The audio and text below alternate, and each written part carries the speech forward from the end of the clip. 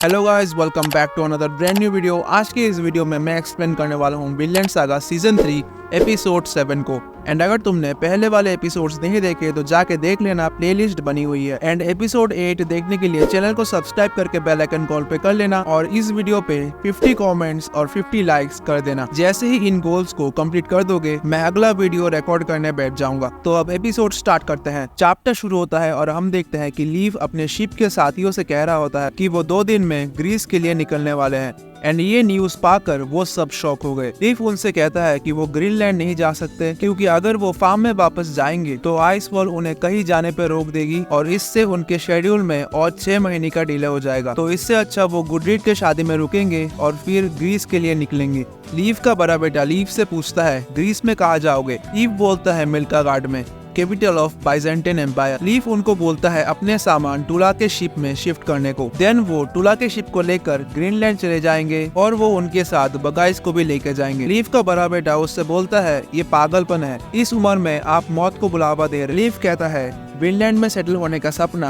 हर ग्रीनलैंडर का है, तो मेरे पास जितनी उम्र बची है मैं इससे अपने लोगों के डिजायर्स पूरे करने चाहता हूँ। एंड अगर हमारे पास थॉरफिन नहीं होता तो मैं चैलेंज लेने के बारे में सोचता भी नहीं। वो थॉर्स के जैसे ही एक अच्छा इंसान है। मैं मानता हूँ कि ग्रीनलैंड के लोगों के साथ वो एक कॉमन अंडरस्टैंडिंग खोज लेगा। मैं उसके चांसेस के ऊपर दाव लगा रहा हूँ। मैं एक ऐसे अच्छे इंसान को अपने सर्विस देना चाहता हूँ। लीव का बड़ा बेटा जिसका नाम है मॉड, वो भी इस एडवेंचर में शामिल होना चाहता है क्योंकि वो अपने पापा के लिए चिंतित है। लीव उसको अलाउ नहीं करता क्योंकि उसको लीव के शिप के सारे सामान को ग्रीनलैंड ले जाना होगा, लेकिन उसका बेटा रो पड़ता है। लीव उनको बोलता है कि वो 2 सालों में वापस आ जाएंगे। थॉरफिन पूछता है क्या मैटर है। बगाइस बताता है कि उनको ग्रीस के प्लान के बारे में बता रहे हैं। तभी थॉरफिन को गुडरीड दिखती है शिप में छुपी हुई। गुडरीड वहाँ से निकल के आती है। लीव को बोलती है उसको एक मौका दे के देखे वो सेलर बनने के लायक है कि नहीं। अगर वो फेल होती है तो वो सेलर बनने के बारे में कभी नहीं सोचेगी। लीव उससे बोलता है कि उसके सामने पड़े हुए इन रोप्स को उठाए। अगर उसने इन रोप्स को उठा लिया तो वो सेलर बनने के लायक है। बगाइस लीव को बोलता है कि ये रोप्स पानी से भीगे हुए हैं एंड ये एक्स्ट्रा हेवी है। इवन उसको भी ये उठाने में बहुत ज्यादा दिक्कत हो रही थी, पर गुडरीड उन रोप्स को एक ही झटके में उठा लेती है। ये सीन देखने के बाद लीव का चेहरा तुम देख ही सकते हो। गुडरीड लीव से पूछती है अगर वो एक मैन होती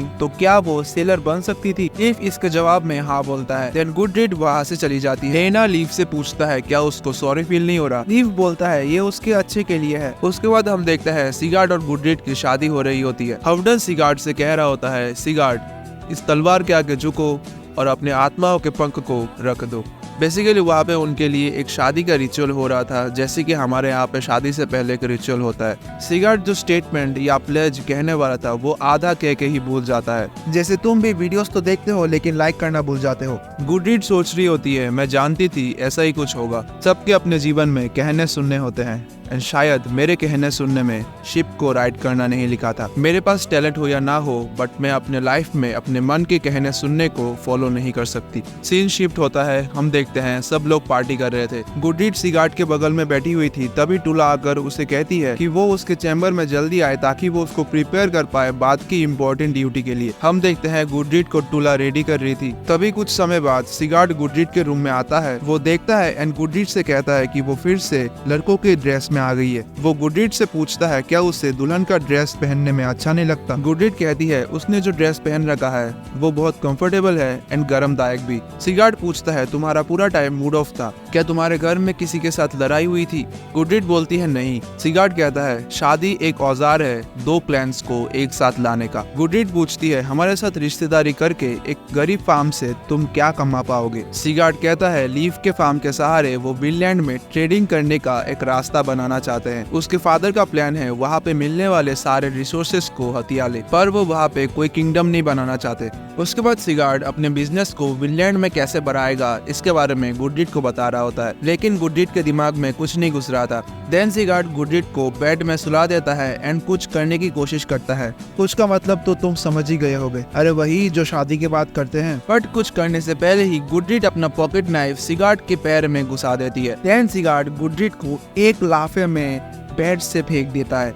उसके बाद वो नीचे गिर जाती है एंड उसके हेड से भी वो विग नीचे गिर जाता है। सिगार्ड को बहुत पेन हो रहा था एंड वो पूछता है ये सब क्यों कर रही हो। गार्ड्स को बाहर से कुछ सुनाई तो देता है पर उनको समझ नहीं आता। जमीन में गिरने के बाद गुडरिट उस घर से निकलती है एंड जोर से भागने लगती है। गार्ड्स कुछ नहीं करते, बस देखते रहते हैं। सिगार्ड तुरंत घर से निकलता है एंड गार्ड्स को कहता है गुडरिट भाग रही है गधे, उसके पीछे जाओ, उसको पकड़ के लाओ।